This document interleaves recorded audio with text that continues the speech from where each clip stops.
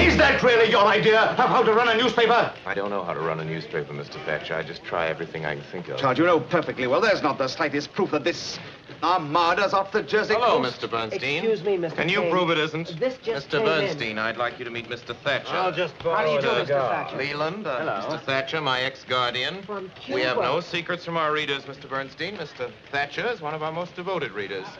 He knows what's wrong with every copy of the Enquirer since I took over. This scene is regarded to be one of the best scenes in film history. Additionally, this movie, Citizen Kane, is regarded to be one of the best ever created. And this scene actually does a pretty great job of showing exactly why Citizen Kane is so great. The dialogue is so fast-paced, it's wonderfully chaotic. Citizen Kane was released in 1941 by Orson Welles, who at the time was only 26. I think that that's why some people regard this movie so highly, is because the innovations that were made for its time and for Orson Welles being so early in his career. Orson Welles wrote, directed, and starred in his film about the egomaniacal anti-hero, Charles Kane. The scene that I'm about to show you is one of my personal favorites from the movie. I think that's because it just shows everything that's great about it. The cinematography in the scene is excellent, even for something that's black and white that some people might think is dated. And the dialogue and the acting by Orson Welles is just excellent.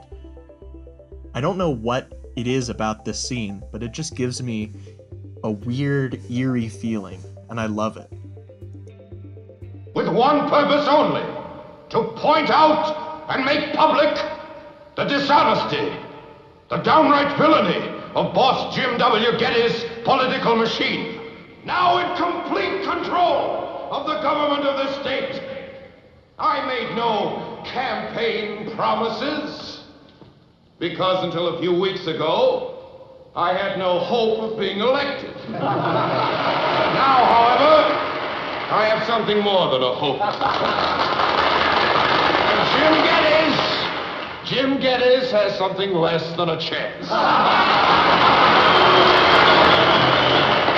Every straw vote, every independent poll shows that I'll be elected. Very well then. Now I can afford to make some promises.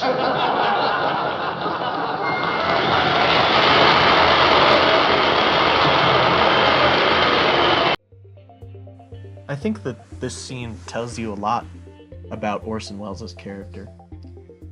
He's powerful, he's charismatic, but something eerie is going on.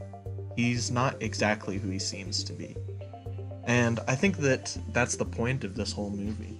It's putting you in the shoes of a complicated man with storylines and plot lines that I don't even have time to get into because they've packed so much into this 2-hour feature. Tells you so much about the life of this man. Citizen Kane is excellent. It's home to some of the best cinematography that I've ever seen, and that's including movies that I've seen in present day. It's just that groundbreaking. I think that it's a turnoff to some people because the pacing is slow, and it's an older film, but when you really look at it, it's beautiful, and I think that everyone should at least give it a try and watch this film.